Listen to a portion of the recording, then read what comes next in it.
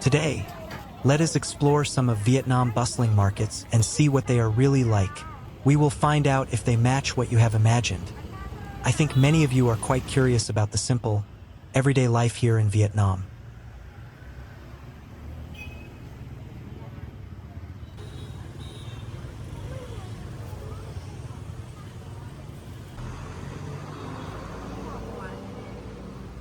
Hi everyone, it is me again, Jean. I am 27 years old and currently living in Vietnam. I am getting by on a low income, sometimes with no income at all for the month. Yet I remain optimistic and keep striving to push through. Today, I'll take you to some of the liveliest spots in the country, the local Vietnamese markets.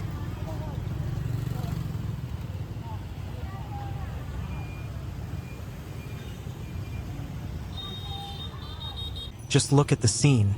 It is incredibly bustling, yet there is a sense of simplicity in the way people live here. You see traffic moving about, people rushing by, and small, humble homes. It is a hive of trading activity here. It is around 4 p.m. right now, so it is not packed to the brim just yet.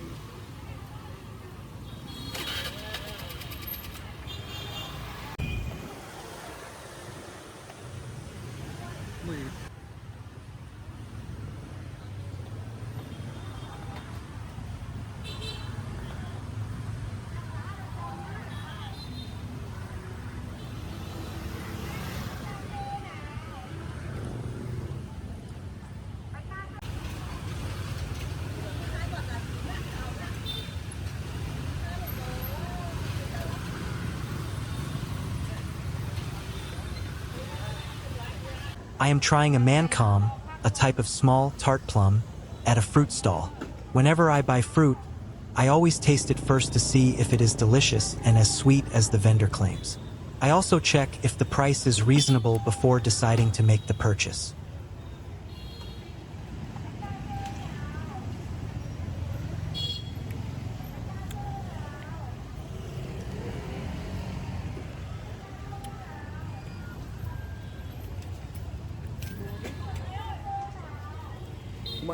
Turns out to be very sweet with a slight tang, really tasty. The price is $2 per kilogram, and a kilogram contains about 30 of them.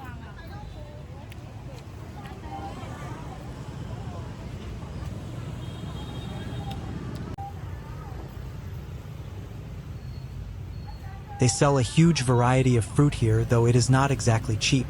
It is actually quite pricey.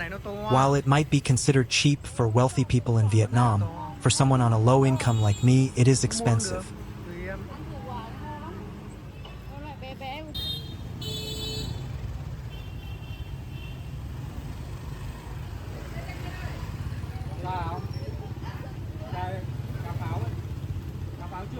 The market is gradually getting more crowded.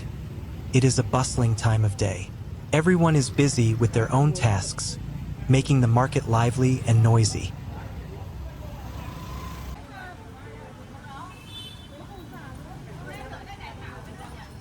Most of the shoppers here have a modest income.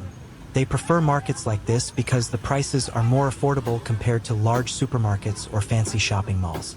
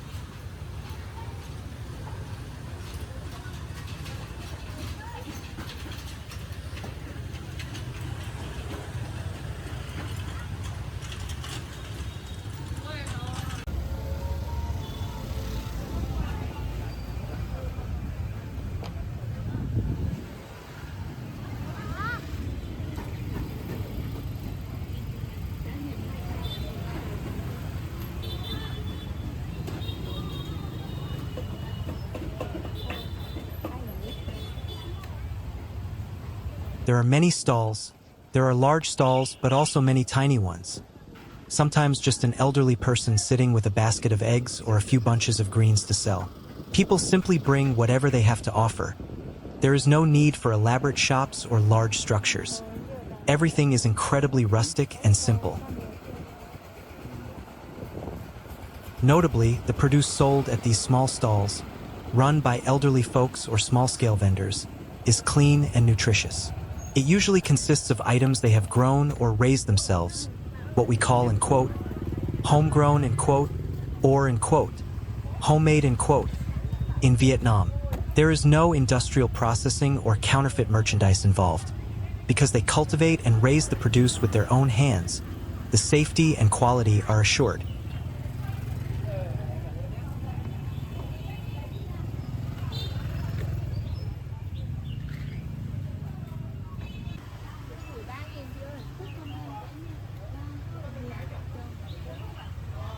Mua gì? Mua dứa à? Mua gì? Lấy rau thơm. Hai. Tôi rau thơm nữa được.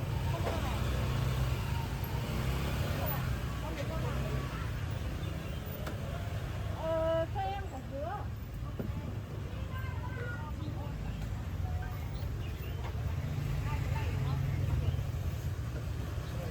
Hai cái đấy rồi.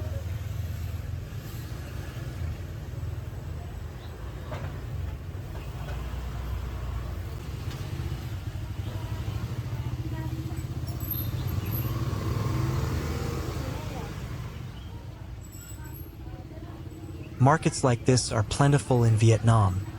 You can find them almost everywhere. In rural areas, the variety is even greater. In a future video, I will visit the countryside to show you just how diverse these markets can be. When visiting Vietnam, you can find markets like this anywhere, whether in a big city, a rural area, or even a small city alleyway.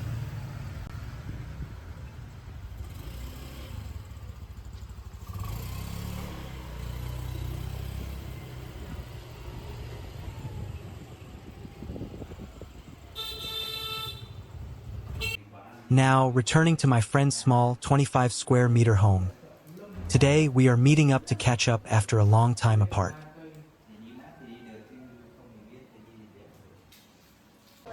Everyone is in high spirits and beaming with smiles as we decide to take a stroll and check out the local market.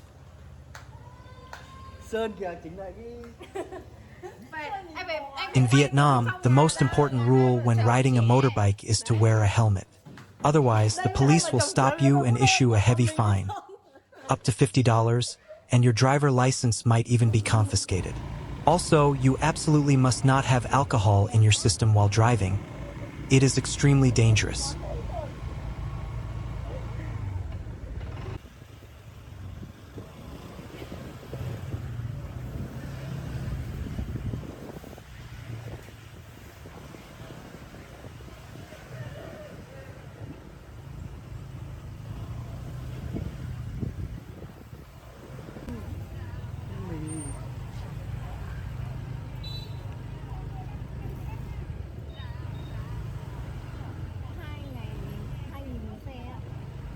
Từ 2.000 một xe.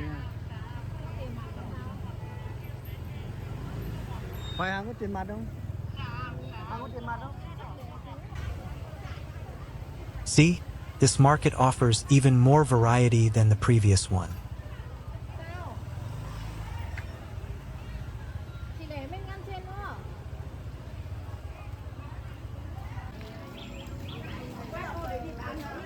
Cá ngon phết. Kia gọi là thịt ở quê gọi là thịt gì nhỉ? Đi đi.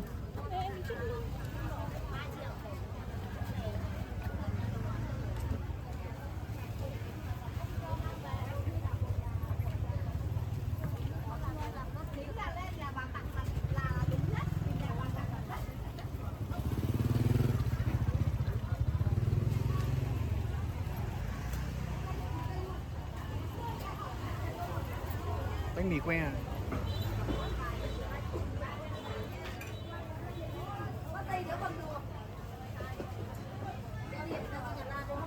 There are many types of flour-based pastries here, deep-fried in hot oil, sort of like fast food.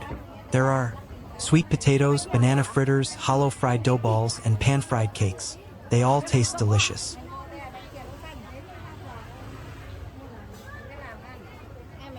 Bánh nào cũng ngon. Khoai đi. Khoai. The prices are quite reasonable, ranging from about 5,000 to 10,000 VND per piece. Ăn không? Chị có mua 5 cái à? Tùy em phải hỏi anh thì anh bảo không mua rồi sao? Đấy. 15.000 cả. Được cái nào mình anh uống gì không?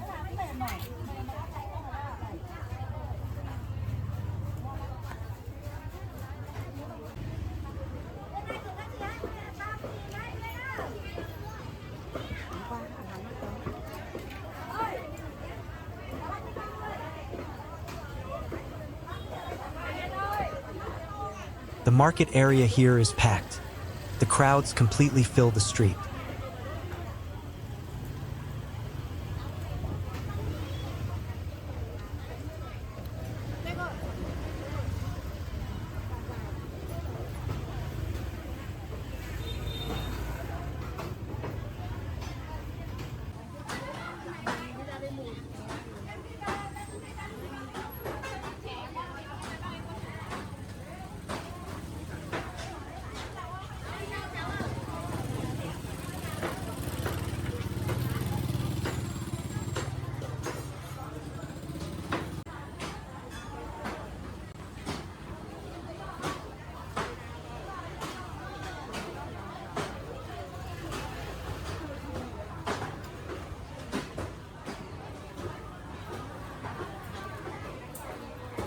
Em mận này, em đầy mận này. Cuối mùa.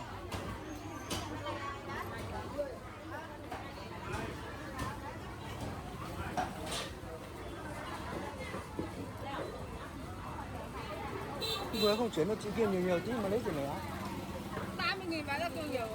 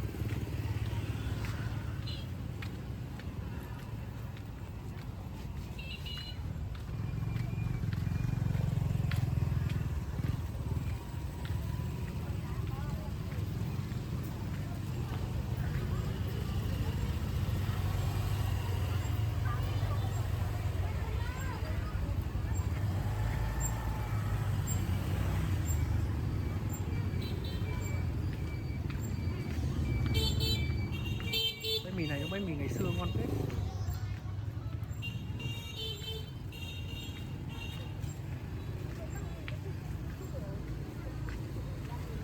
Dưa đây có khi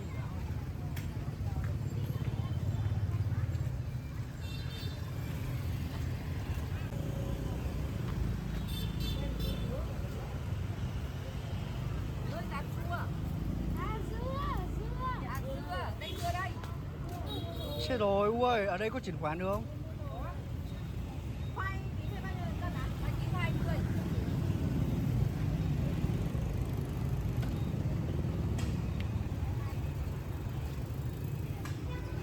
Đây. Con sẽ cái túi, nhặt vào rồi.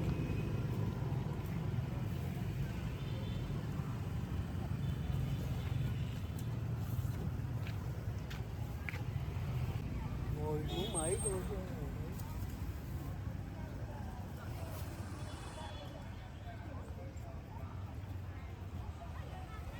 Mình chọn quả hà nhá. Người ta đang chọn This is a rổ người purple ta. sweet potato. The price is 20,000 VND per kilogram.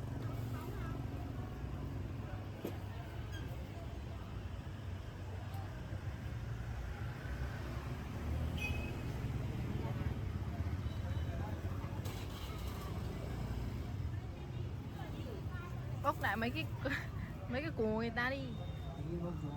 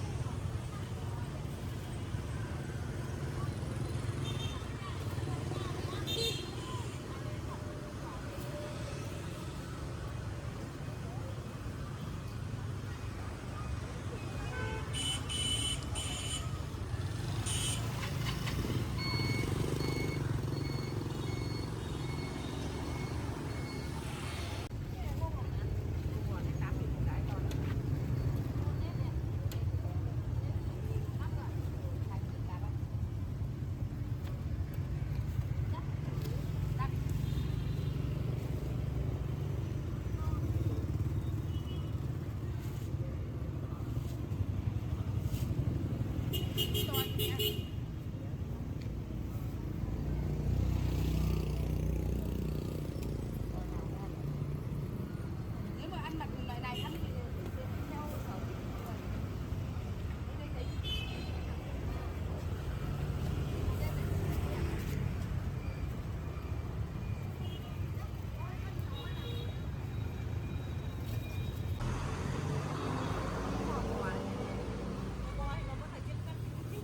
Không, nó ấy nó trục gỗ xuống.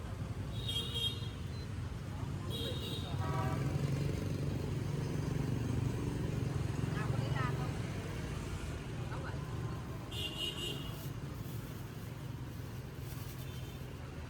Tôi khóc. Đấy, thì chạy đi đấy.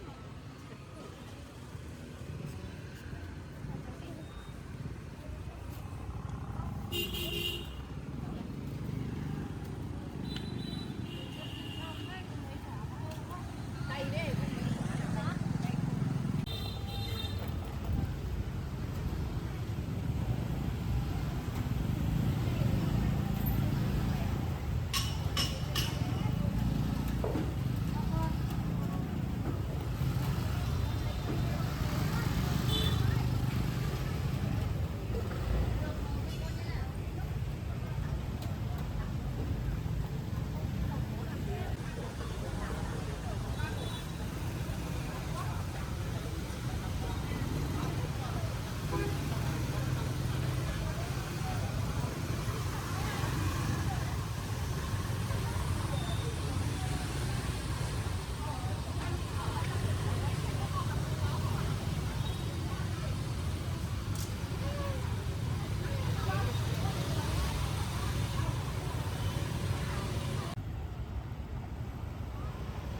Bánh đa kê nào. Bánh đa kê nào.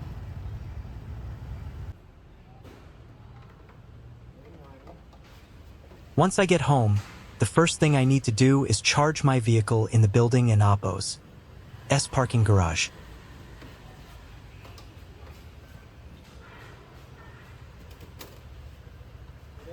Ừ.